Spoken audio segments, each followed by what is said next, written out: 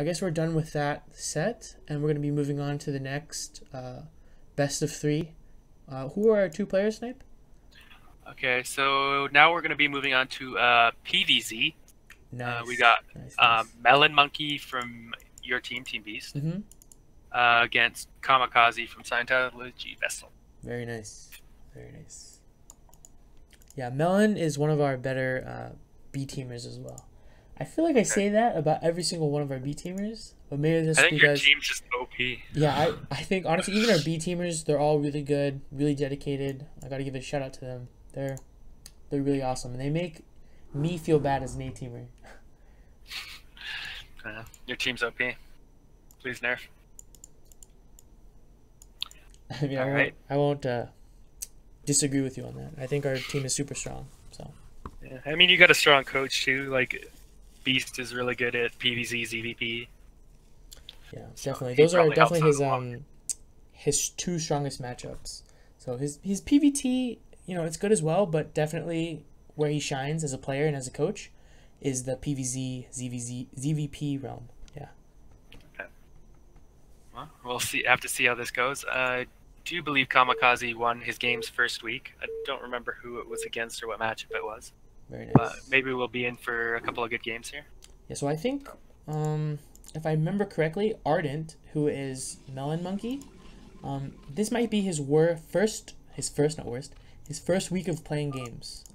I don't think he was fielded week 2, and Team Beast had to bye week 1. So, okay. Yeah, I'm excited to see how he does. Okay, so spawning here on the left as the purple Protoss from Team Scientology Vessel, we have Kamikaze.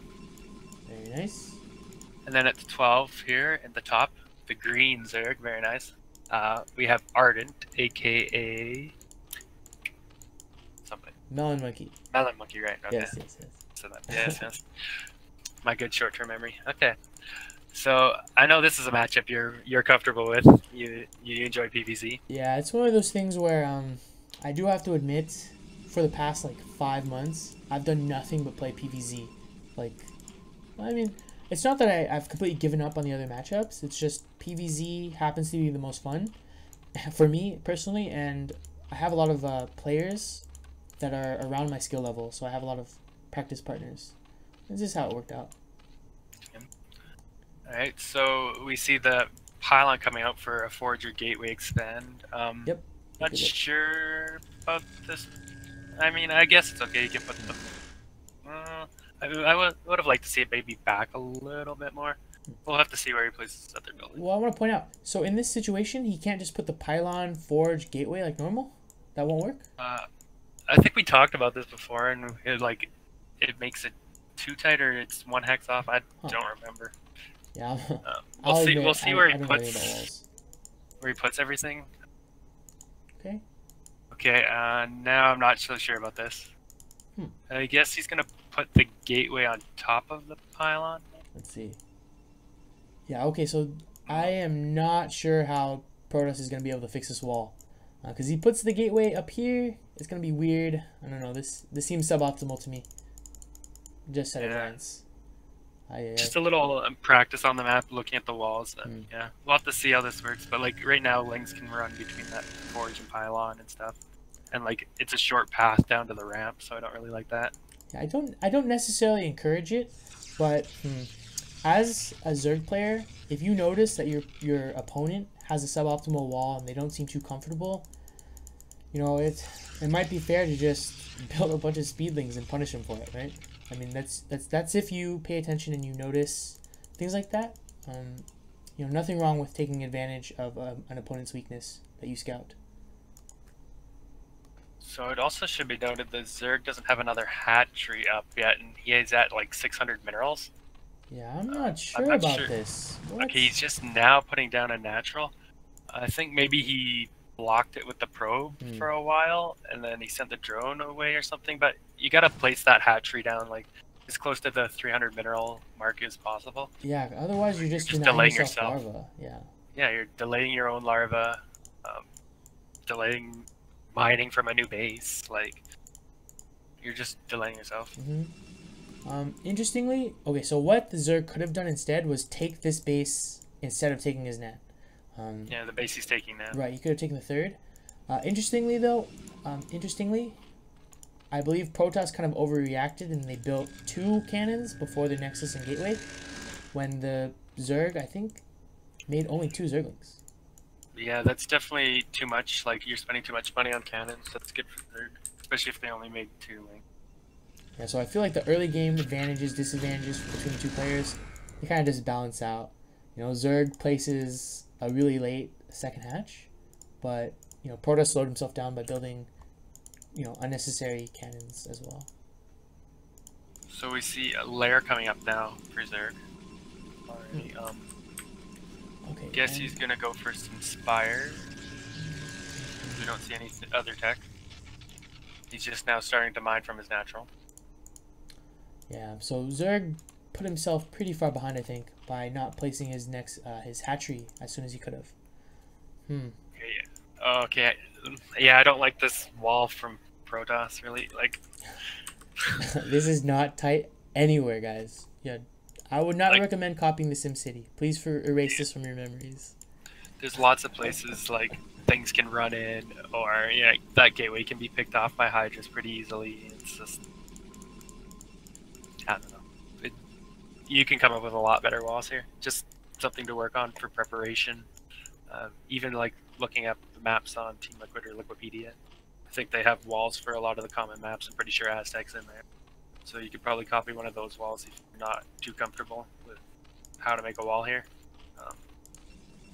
Yeah, but not a fan. Not a fan.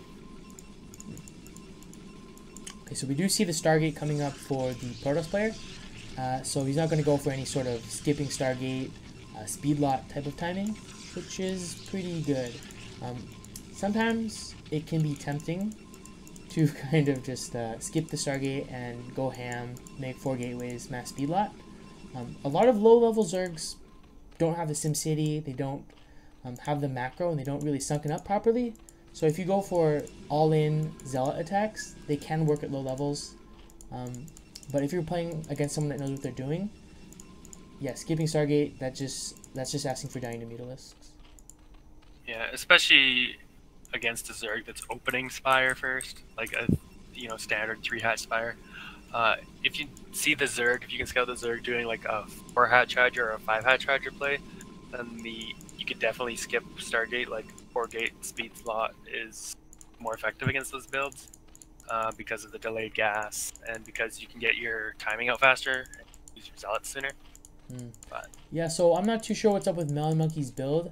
It seems like he's going for like a style of 3-hatch Spire into 5-hatch Hydra, but he's not adding the fifth hatchery. Huh. Yeah, so he's going for 3-hatch Spire, 4-hatch Hydra. I don't think that's a build. Yeah, he's making a sunken here at his third in kind of a weird place. Like, it's easy for speed zealots to get around and kill that sunken. Oh yeah, definitely. Like, this third base isn't very well defended to speed zealot timing, which in a standard PvZ would be coming pretty soon. Yeah, so in a traditional PvZ where the Protoss has like a cleaner build, they would be having, I think, 8 zealots, 5 Corsairs attack at the 7:30 minute mark. You know, I don't really expect B teamers to be able to pull off that timing. It does take... I barely pull off that timing. Yeah, it's not easy, guys. Yeah, for sure. I mean, it's easier for us to watch and say, oh, you know, you didn't make the units on time. But, you know, even in games, we have the exact same problem. It's just here, if that attack were to come, this sunken is way too exposed. Yeah, if that attack was hitting right now, I mean, this Zerg third base is just dead. Yeah, There's for sure. nothing you can really do to save it. SimCity could be better. He could be a bit faster. I mean, we do remember his hatchery was delayed, so his economy is a bit behind, which could play a part of that role, but I don't know. It looks like... Yeah, so the Protoss is actually just getting the Citadel now. Speed hasn't even started. So if he was planning for a +1 speed zealot attack, it's going to be super delayed. Really? Oh my goodness. Yeah, so this Citadel timing is really slow. In general, you want to be making your Citadel before your first Corsair even comes out. And from what I can tell, there's 4 courses out on the map, and the Citadel just finished. So yeah, Yeah, you want to so- be more aware of that timing. Yeah, if you look at the Forge, +1 is just about to finish. Normally, you would have it timed out where your Zealot leg speed and +1 finish at about the same time. Oh my goodness. So, like, +1 is finished and leg speed hasn't even started. Yeah, so Like unfortunately, Snipe, I, up till now, forgot to turn off the timer for the replay, so Oh, we no. might be might be spoiled soon. But we're just gonna go with it. All right, so it looks like the Zerg is gonna be really, really, really aggressive with their units. Yeah, I mean, the Zerg can easily pick off these Zealots and pick off this wall. There's only 2 cannons and these are slow Zealots. Yeah, so a it's proper gonna micro, he's just going to be able to kill all these Zealots now. Well, Yeah, he didn't even have to micro. He had so Yeah. many Hydras. And the Zealots took so long to get on top of them. Like, Yeah. Oh my goodness. So there's only 3 Zealots left, 2 cannons, and for sure there's gonna be no Storm. Yeah, the Temple Archives just finished. yeah, like This- normally you would have Storm to help hold this off as well. Yeah. And like, it's just all behind. So I can't see anything. Like, this is GG as far as like Yeah, so it looks like Kamikaze is gonna try to counterattack, kill some Overlords with his Corsair, but I mean, it's too there's little. nothing you can do. Yeah. Oh my goodness. Yeah, that's GG right there. He didn't have, at that point, when there's that much Hydras on the map with range and speed, you really, really, really need to have your Storm ready. Yeah. So by having your Citadel delayed, not only did that delay your leg speed, but it delayed your Temple Archives, which delays your Storm, and then you have this scenario where you die to Yeah, Hydralis. So And just like work on your build, even if you have to go into single player, just work on the build, get those timings down, get everything out when you can. I know it's hard. Like, I've had plenty of games where, you know, my Storm is just a little bit late, I die to Hydra, or, you know, my speed is a little later, my +1's late, and I can't do anything with my speed at solid attack, or, you know, like, the timings are pretty tight, and if you're not on top of it as Protoss, you just kind of get behind, as long as Zerg knows what they're doing as well. yeah, and props to Melon Monkey for attacking when he did. You know, I'm not going to say that he knew for sure Storm wasn't up or anything like that, but he picked a good time to be aggressive with his units, and it paid off. Yeah. I mean, Protoss wasn't ready for it. He just easily took it down. All right, and I guess we're about to jump into game 2 between the same 2 players, Melon Monkey versus Kamikaze on, I believe, Crossing Field? Yeah. Yeah, all right. So this map's a little more interesting. I mean, Protoss can be a little bit more greedy here. One thing you can do as Protoss is open the gateway first, and then get your nexus behind it. Like, because you can put a couple of zealots on your ramp at the top of your main base, and then just expand behind. It allows you to skip forward, so you can start getting your tech out faster. You can get your gateway out faster. Yes, now let's jump into the game, and we okay. can kind of, you know, show what you're talking about. Yeah, for sure.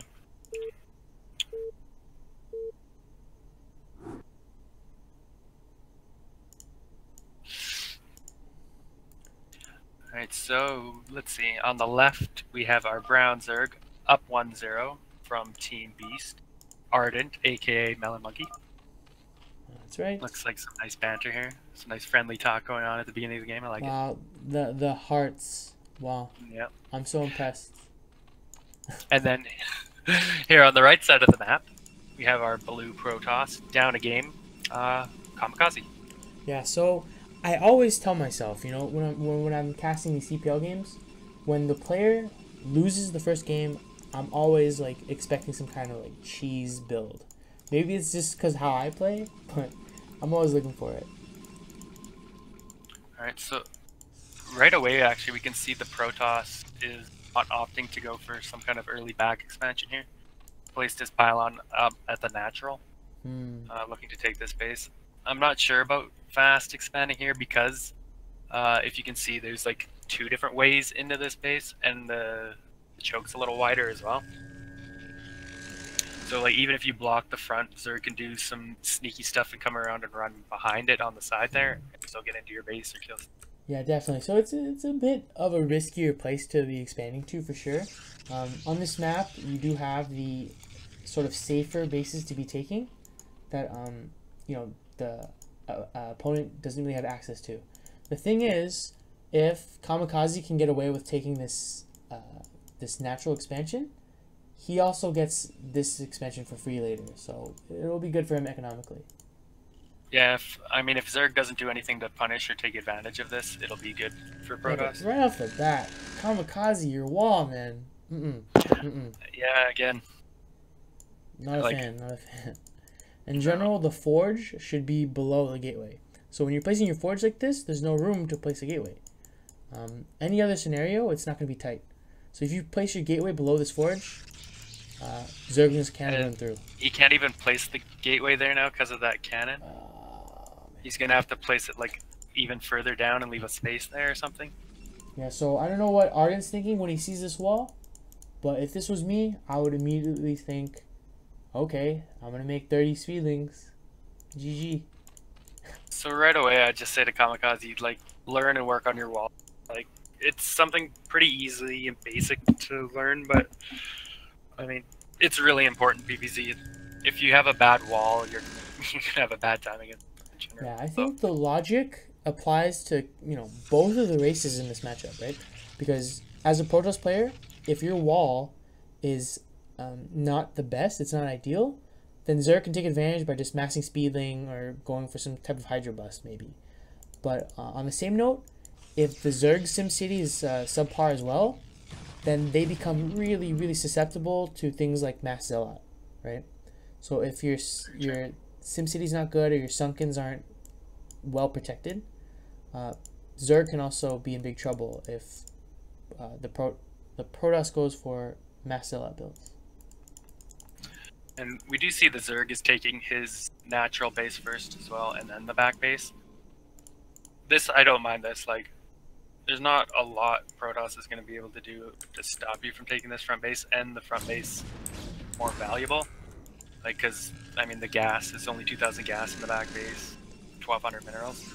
So getting this space up earlier is fine, I don't mind it. The only thing is if Protoss did some kind of, like, proxy 2-gate cheese or something, it might be a little more difficult to hold, but against anything else, it's I also want to point out for our Protoss player, I think his build is slightly inefficient. If you look now at his supply, he's 22 out of 42. So for sure, he built a pylon unnecessarily. This pylon could have gone to a faster gas, could have gone to a faster cybernetics core. You don't need 20 free supply at this point in the game. So being able to sort of cut out that extra pylon and putting it somewhere where it's more useful, that can be a big help for him as well. Yeah, that's a good point. Like, and he's building another pylon now, even that he's not. He's not going to be able to fill that supply up in time. Yeah, it's good to stay on top of that type of stuff, but yeah, you don't want to be over committing to pylons, because that could be another gateway, things like that. It's something that can snowball.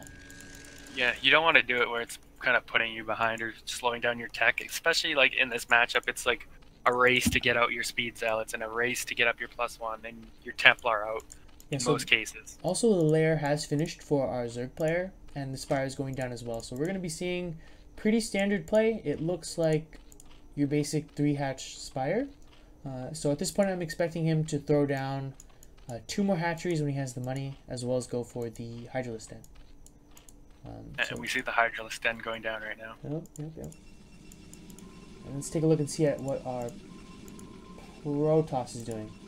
Okay, so it looks like he's getting his Citadel much quicker this game, so I like this a lot.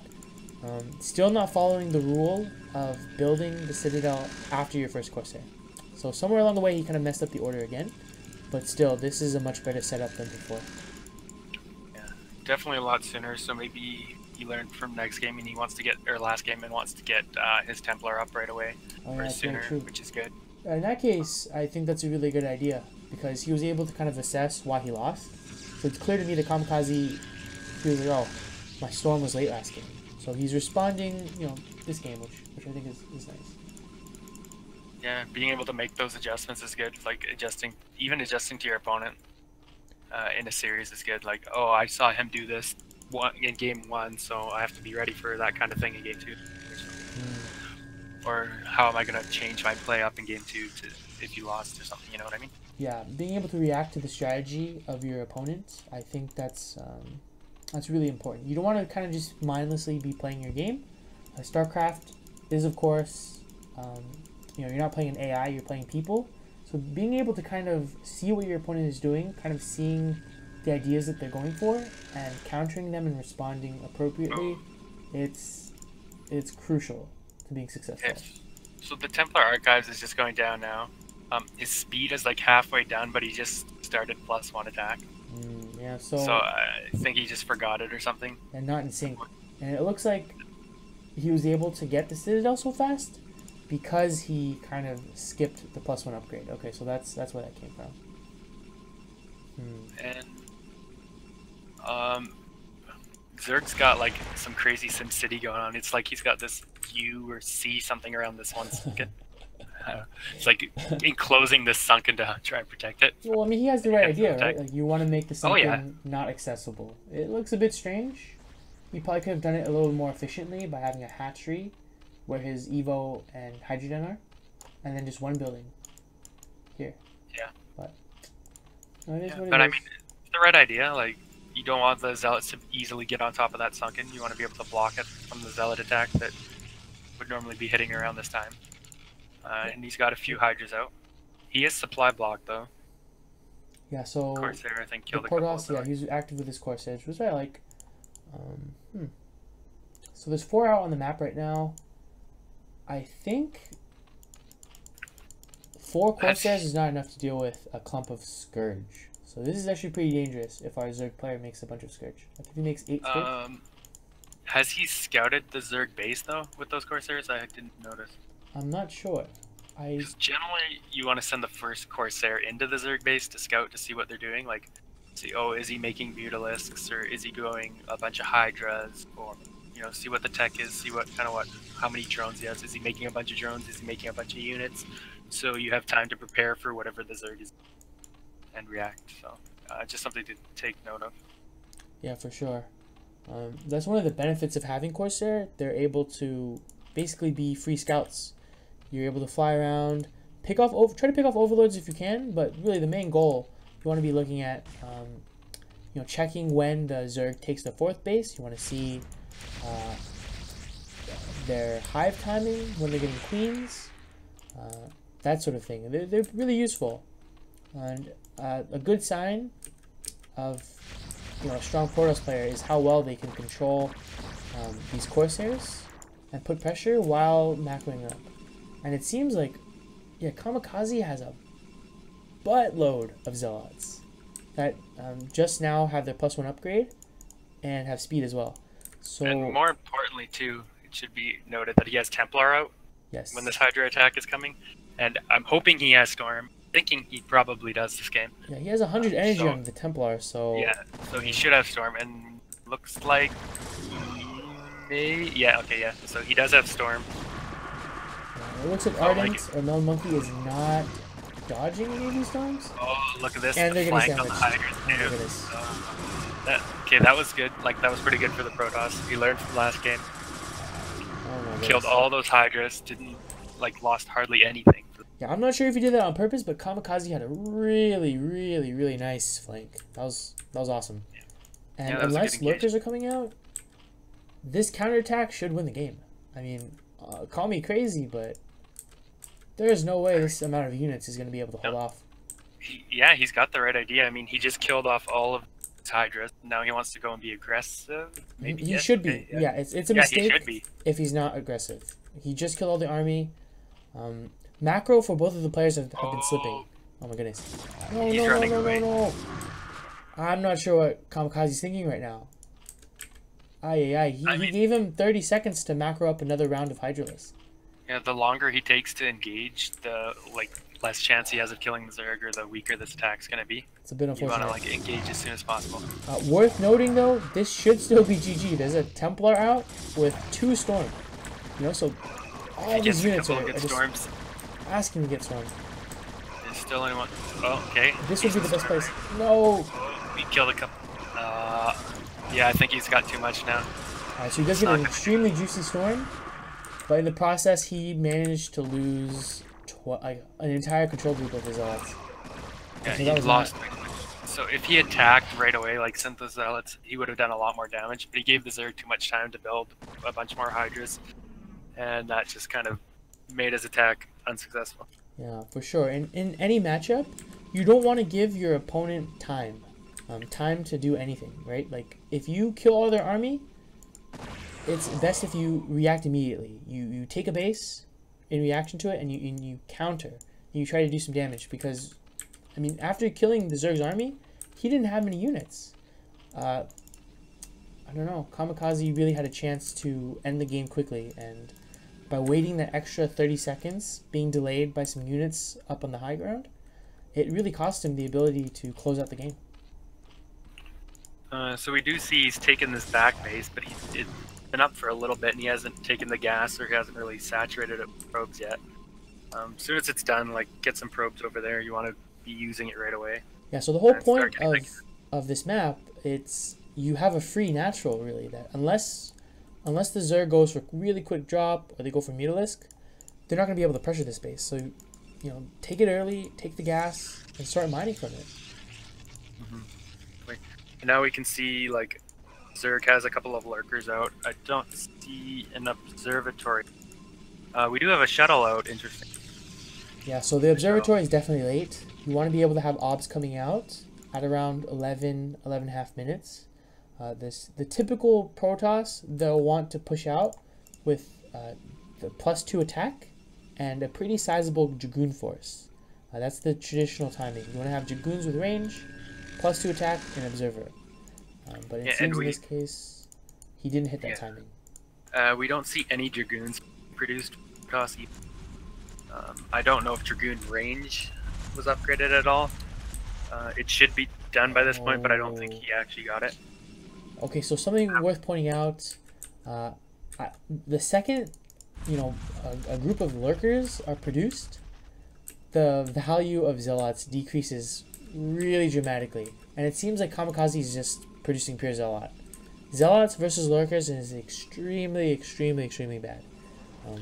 He's got, I mean, a few Templars and Archons, which can help, like, storm. Like, if you can see a few lurkers together and you can get good storms off them, great.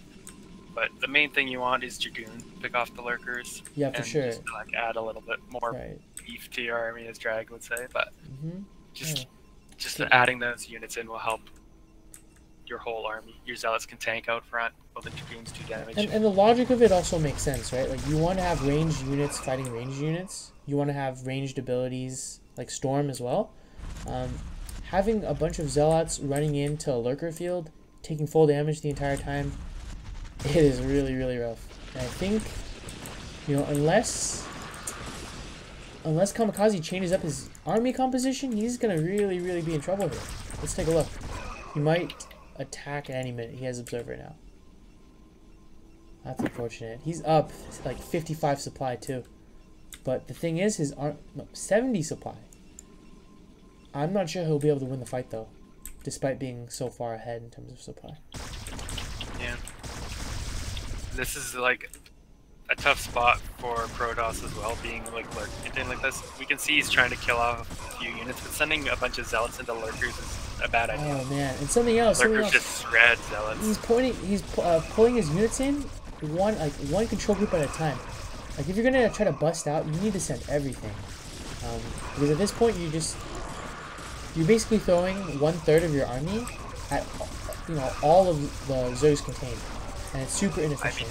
Oh man. He is killing some stuff, but these lurkers are just shredding through all these Zealots. His massive army lead is now actually in deficit. He was like 170 to 110 supply, and now he's actually down 20 supply. Wow, yeah, he went from up 60 supply, yeah, to down 20. That just goes to show you how inefficient it is to attack into lurkers with Zealots. It's a really, really bad idea. Yeah, so if you had like a few Dragoons out front, or like an even control group of Dragoons out front with Templar support behind, you can pick off some lurkers. If the Hydras start to come in or get in the way, you storm the Hydras and kind of just break the lurkers down that way.